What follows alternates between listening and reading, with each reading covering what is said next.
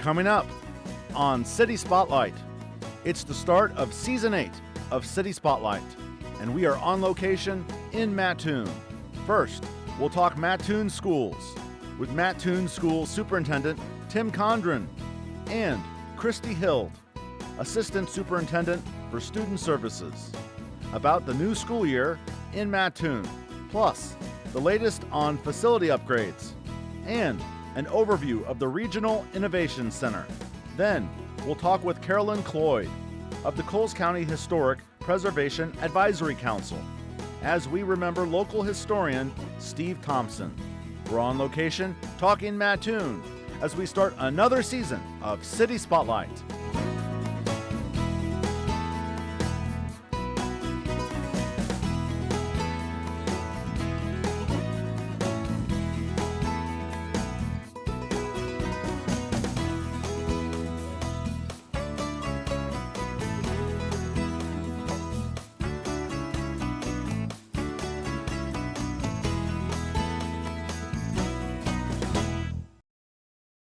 City Spotlight is supported by Consolidated Communications. CCI is honored to salute the cities and their leaders in the area, as well as providing TV, internet, and phone service to local homes and businesses. We live where we work and are proud to support the communities we serve. More information available at consolidated.com. Hello and welcome to City Spotlight. We are kicking off Season 8 of City Spotlight, and we are starting the new season here in Mattoon. We're taping here in this first segment at the Mattoon Schools Administration Building, as we'll be talking Mattoon Schools here in this first segment. To help me out, to my left, first of all, we welcome back to the program the Superintendent of Mattoon Schools, Tim Condron. Tim, great to have you on again. Thank you, Ramin. We're glad to be here. Excellent. And first-time guest to City Spotlight, we have Christy Hild. She's the Assistant Superintendent for Student Services for Mattoon Schools. Christy, great to have you on. Thank you so much. Glad to be here. Excellent. We are taping here on the final day of August 31st, 2021. Before we dive into the new school year here in Mattoon, Christy, you're a first-time guest. Yeah. Tell us about yourself. Well, yeah, so I am an East Central Illinois girl. Grew up in Sullivan, Illinois, and went to Eastern Illinois University. Go Panthers. Mm-hmm. Got my degree in elementary education, and then I was able to teach students in grades 3 through 8 for about 10 years before coming to Mattoon as an assistant principal. Been able to work with Tim here for, 12 years now. Yeah. Wow. And so most recently moving into this role to help serve students and our teachers and administrators with curriculum and technology, special education, and one of our favorite topics, Leader in Me. Okay, very good. You kind of just told us what your job as assistant superintendent entails. What do you enjoy about it? Oh my goodness. I love all of it, honestly. Just being able to clear the path for our schools to create amazing opportunities for kids. So helping develop leadership in students through teachers, through instructional coaches, working with our principals to help them set and achieve goals, and also coming up with innovative programs that align with our community's needs and their desires. We're probably going to get to talk about some of those today, but really it's all just a blessing to be able to serve here in Mattoon, and we have a lot of fun at work. We work really hard, and we like to see good outcomes for our students. Fantastic. Before we dive into the new school year, as I mentioned, we are taping here on August 31st. Each of you, if you could tell me something that you learned from the last school year that you have taken with you to this school year. We'll start with Tim first. Yeah, thank you, Ramin. I think we learned a lot about gratitude. We learned a lot about the opportunity for us to advance the craft of education in a way that we may not have been prepared for previously. So, just being grateful for our students, for our families, navigating a lot of change in last year, and just persevering through that, but also our staff, our teaching staff, our support staff, and our administrative staff. They stepped up to the challenge and rose above, where we thought we would be. So I think we've spent a lot of time reflecting upon what we've learned and how that changes maybe how we deliver education moving forward. So we see it as an opportunity to continue to move forward and innovate in ways that we may not have thought of previously. Christy, what's something that you learned from last year? Tim's spot on. We really leaned into gratitude, and I think we also learned that we can change and grow and innovate, but there are some things that remain constant. And for us, it's relationships, right? And so investing in relationships, whether we are one-on-one with a small group or across a computer screen, really cultivating trusting relationships with the families we serve, in the community we're situated.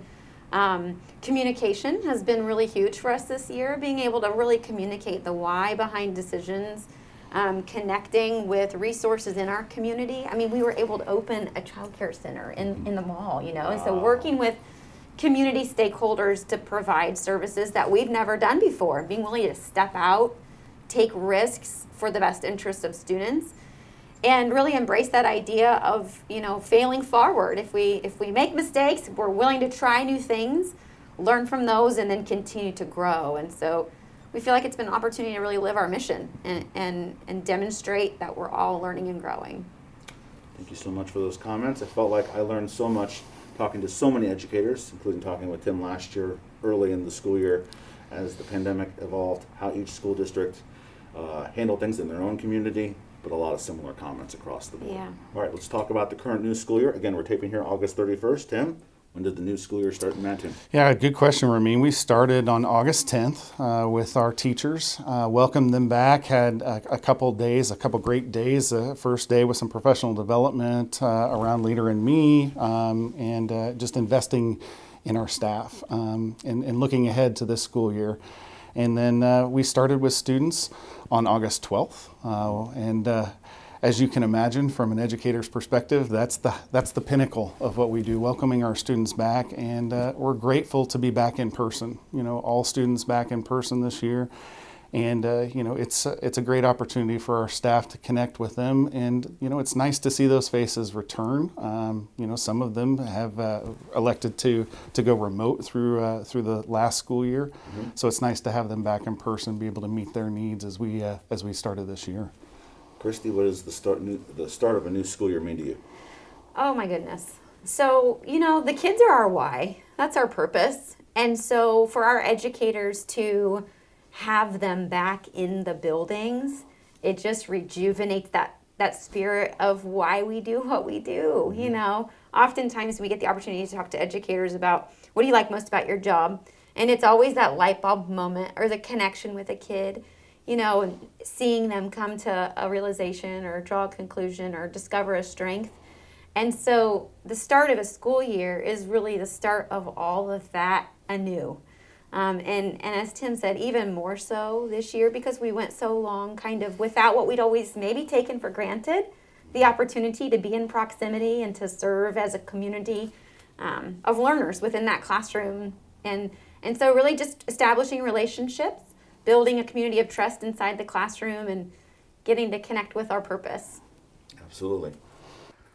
For the third time, I'm going to say it now. We're taping again here on August 31st.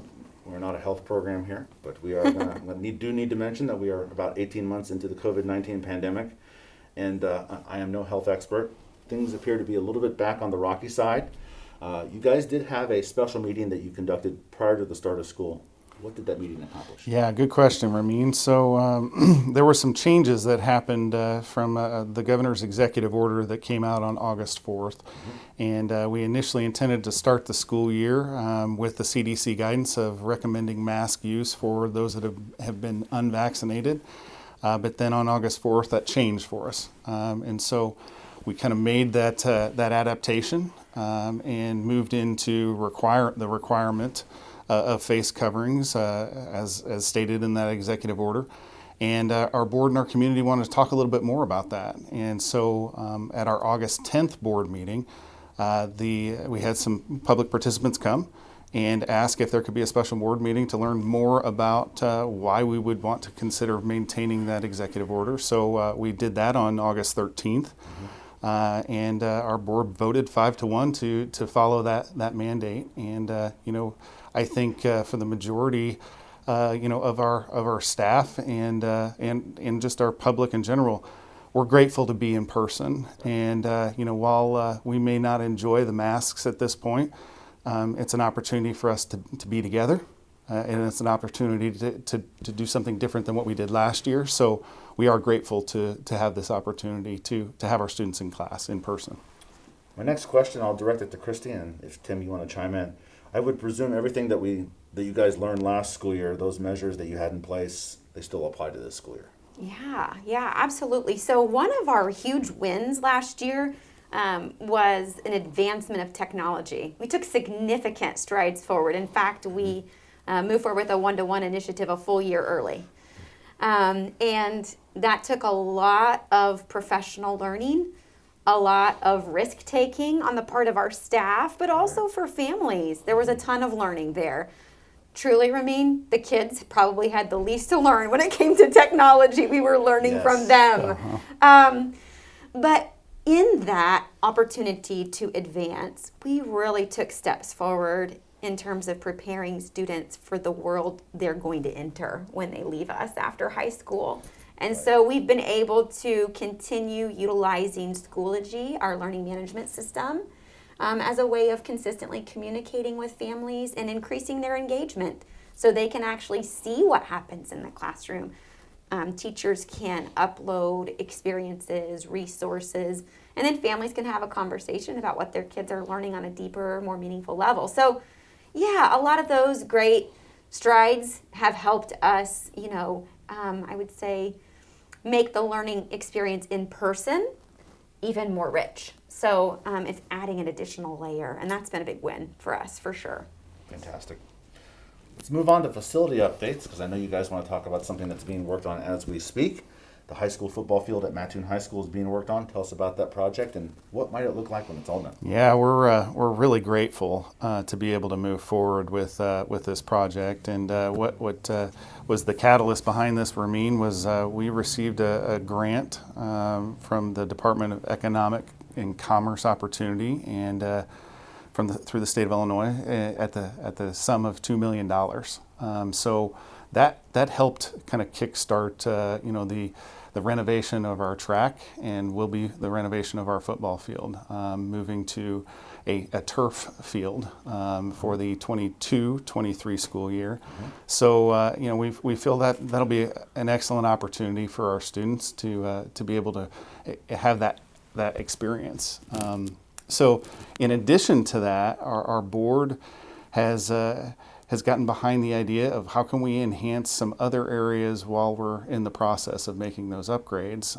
And one of the, not I guess as well known, may be some of our drainage issues we've had on that property on our high school campus for years now. So making some enhancements around the drainage piece, but also looking at an infield turf baseball field, as well as new backstop area, a new turf soccer field that will go in, a new tennis court surface as well, and some bleacher area, and just kind of renovating, some existing buildings that we have out there, structures that we have out there to maybe incorporate and consolidate into to a more useful format for us moving forward. So again, we've received a lot of positive feedback from our community, and appreciate our school board and their commitment to our students and investing in their futures in these experiences and opportunities. And to mention, if folks at home are wondering, well, where is Mattoon football, high school football playing this year? They are playing at EIU. That's right. And extremely grateful for those over at EIU that helped to make that happen. We're just 10 miles away. It allows our seniors to play on a university field, which is I think it's a great experience. And while some of our other athletes are having to make some sacrifices, right, we appreciate them being able to see the vision of this coming forward for future students. So current and future Green Wave athletes, a lot of exciting times ahead with future fields being renovated and worked on. All right, in our last 3 to 5 minutes, I know you guys want to talk about the Regional Innovation Center.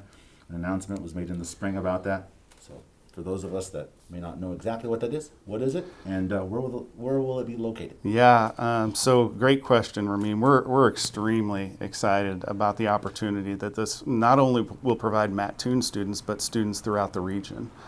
And so it started back at the tail end of February. And we were approached by Consolidated staff about would there be an interest in the Consolidated corporate building, which sits downtown Mattoon.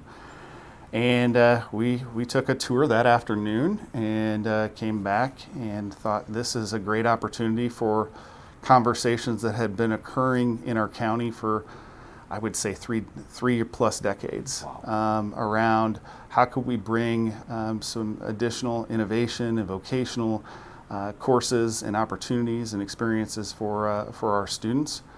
And it just, the right opportunity presented itself. And so moving into April, we had a board meeting, and our board graciously decided to move forward with the purchase of that building.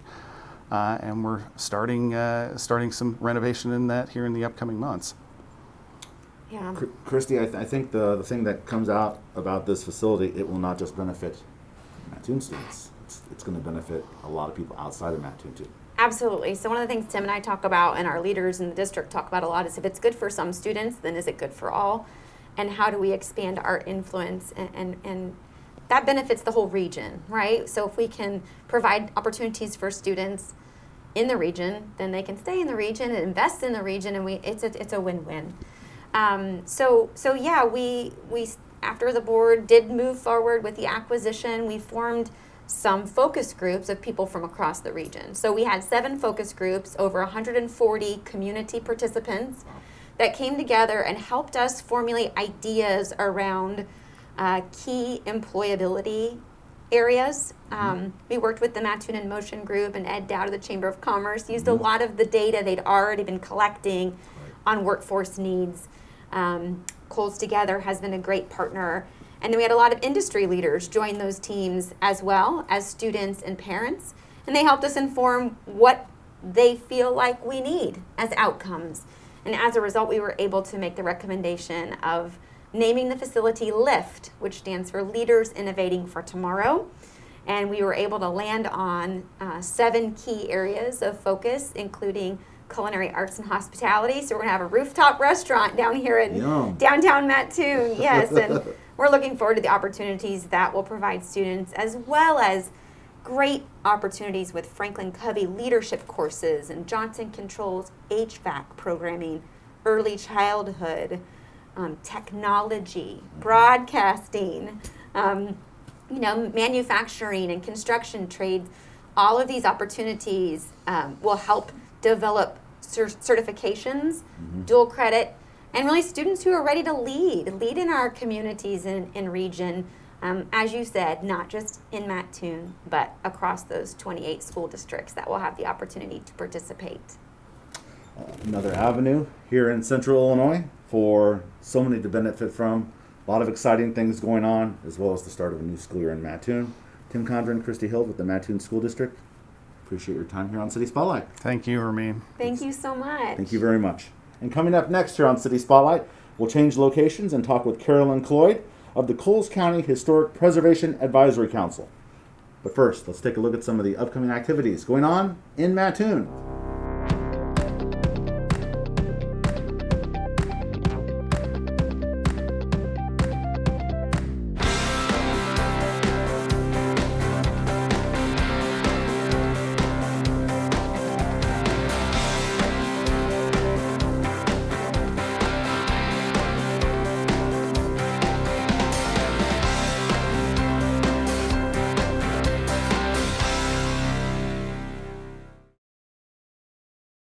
And we're back here on City Spotlight as we continue this season premiere of Season 8 of City Spotlight. We're talking Mattoon, and we've changed locations. We've traveled a whole 1 block to the south. We are now at the Burgess Osborne Auditorium, and in this segment, we're going to talk to a familiar face that we've had here on City Spotlight before, of the Coles County Historic Preservation Advisory Council, Carolyn Cloyd. Carolyn, great to have you on again. Thank you. Nice to be here. Excellent. Again, we're taping here at the Burgess Osborne Auditorium. The last time Carolyn was on the program, was our first time on the program, was 3 years ago. We had quite a bit to talk about and show with the Burgess here in Mattoon. Also featured in that episode was Steve Thompson and Mayor Tim Gover. Unfortunately, both those 2 gentlemen have passed away since then. Steve recently passed away in July. Carolyn, Steve was involved in more historical projects than we can probably count or figure out. You two work together on many things. Tough loss for the Coles County area.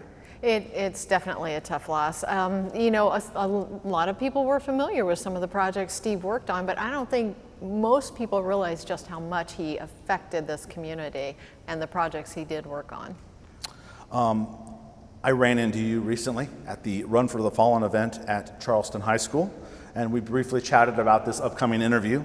And you had mentioned to me you've talked to people since Steve's passing, which is about a month prior to our taping here on August 31st. And one thing that stood out that you told me there at Charleston High School was it was an experience to be with Steve Thompson. Can you explain what that means? Well, it was so stunning. The loss was so sudden, and it was very hard to take for all of us that knew Steve. And I was making a post, and as I was posting, I was saying something about, you know, I had a lot of experiences with Steve. I said, as a lot of his friends did. And then I just said, you know, because to know Steve was an experience. It's just, whenever you met Steve, it didn't matter what it was, he was going to take you along for the ride. You know, whether it was history or whatever, you know, he was just a fun guy. He was an animated guy, and he was going to, you know, bring you in. Do you want to help? Come on in. You know, he didn't hesitate. And so just knowing Steve was an experience. Here at WEIU, we've worked with Carolyn and Steve on a variety of projects. This is our story. And I have come to appreciate all that people such as yourself, Steve, and all the historians and all the communities that we've worked on with various projects, all the work that you do in preserving history. What was it about Steve and what he did with, again, not just projects here in Mattoon and or Charleston, but I believe you've mentioned that he worked on things outside of the area as well. Yeah, he worked on things throughout the county, but he worked on projects nationally, like the Little Bighorn battlefield and several Civil War battlefields. But there's two things really that made Steve so extraordinary. First of all, he was so knowledgeable. History was his passion, but he knew history inside and out. And people would come to him, I mean, individuals, the city, if they were talking about preserving a building, I mean, even the Burgess, when they were picking color, you know, they consulted with Steve. He was so knowledgeable, and you just anything really you needed to know about any of the history of the area or nationally or particularly military, Steve would know it. But what also made him so extraordinary was he wanted to share that. He wanted people involved because Steve, I think on the program that we were on 3 years ago, he had mentioned that he said history was so important because if we don't know where we came from, you know, we don't know who we are now. Absolutely. And how important history was. And he always said that if you involve people in the history of their community, they become stakeholders and they want to make the community better. And it was the fact Steve would mentor people. That's how I got involved with Steve. He was like, you know, I can train you. And he tried. I mean, he definitely did. He involved me in all those projects that he did because I wanted to learn and he wanted to teach me. And it wasn't just me, it was other people. Lori Henderson with the Lincoln Log Cabin says the same thing. But he wanted people to learn that and he wanted to share it. He was so generous with his knowledge and quite frankly with the credit. I always was a little dumbfounded to see my name paired with Steve's on some of these projects because I thought, my gosh, you know, he really knows what he's doing and there's my name on this project with him. So it was those two things, just his expertise, his knowledge, and his willingness to share it. Absolutely. We are taping here again at the Burgess Osborne Auditorium. As I mentioned when I taped with Carolyn and Steve previously 3 years ago, it was May of 2018. We talked about the Burgess and shared some things that were going on here. A lot of places were honored from historical standpoints, including the Burgess. From the times that I've run into Steve, this is a very special place to him. It was a very special place to him. He put this on the National Register of Historic Places in 2017, and it was one of the places we were honoring that in that award ceremony in 2018. But this had a lot of his youthful memories here. There used to be all these bands, and when he put this on the National Register, he went back and researched all of them. He made contact with them. I mean, if you get the document, it's got lists of them, the bands, where they were from, the people involved. But he used to always talk about these concerts that they would have here when he was in high school and maybe a little bit older, and you know, just all the fun that they would have here, and just how great it was to see the Burgess so alive with all these events, and how he would stand over there and sort of check out all the girls. Steve, as well as Carolyn, both multiple-time storytellers for the This Is Our Story series, and I believe Steve's story for the Mattoon program was on the Burgess. It was. You guys are both part of the Coles County Historic Preservation Advisory Council. How has the last 18 months of COVID-19 impacted what you guys do? It has greatly impacted us. I mean, normally we meet every month and we're talking about, any project that's going on involving anything historic in the community. These questions about projects, or like if somebody's got a home that's historic, they contact the Coles County Regional Planning Office, and then that gets brought to us and we discuss it. So with COVID, like every other organization, we stopped meeting. We started really doing everything that we were doing on email. We were getting ready for our next award ceremony, which we had to put off, and that will be what we do when we're actually back to running like we were. But what we did really was just what we absolutely needed to do because we couldn't meet and be active. As I mentioned earlier in the interview, I ran into Carolyn at the Run for the Fallen race at Charleston High School. I believe it was 10 days prior to our taping here on August 31st. Carolyn, you're involved with so many activities in the area involving the military. Folks at home are seeing this episode in the early part of September, and I know a few days after this episode airs on WEIU, there's a 9/11 event at Peterson Park here in Mattoon. Tell us about that. So this is the 20th anniversary of 9/11, as hard as that is to believe, and there was actually a local veteran who had asked if there was an event, and so Connie Jones with the Veteran Support Coalition started putting together a program for 9/11 and brought me on board, as well as Mayor Hall and several people throughout the community. So it is on 9/11. It starts at 8:59 in the morning, which is the Eastern time that the first tower fell, is why we chose 8:59. It's at Peterson Park. It's just a relatively short program, and then we're going to have a field of flags depicting all of the people that died that day. So we hope everybody can come out and just honor that day and honor the people who died. Again, we're taping here with Carolyn just a few days before that event at Peterson Park. Why is it important to have events like that to remember those that have fallen? Well, above and beyond just what they mean, the specifics of it, I think it's important for the community to have an avenue to show their emotion or, just the respect. And so it's great for that aspect. But like Steve said, we have to remember where we came from, and this was a pivotal event for anybody, well, for any American, but particularly the people, that really remember that day. It is that day that they always remember, this is where I was and this is how I found out. Steve Thompson was a military veteran. He was. Very good. I don't think we could end this interview any better. Carolyn Cloyd, thank you for sharing a few thoughts on Steve Thompson, and good luck with the upcoming 9/11 event at Peterson Park. Thank you. Thank you so much. And that'll do it for the season premiere of Season 8 of City Spotlight. We've been talking Mattoon in this episode. Thanks for watching. City Spotlight is supported by Consolidated Communications. CCI is honored to salute the cities and their leaders in the area, as well as providing TV, internet, and phone service to local homes and businesses. We live where we work and are proud to support the communities we serve. More information available at consolidated.com.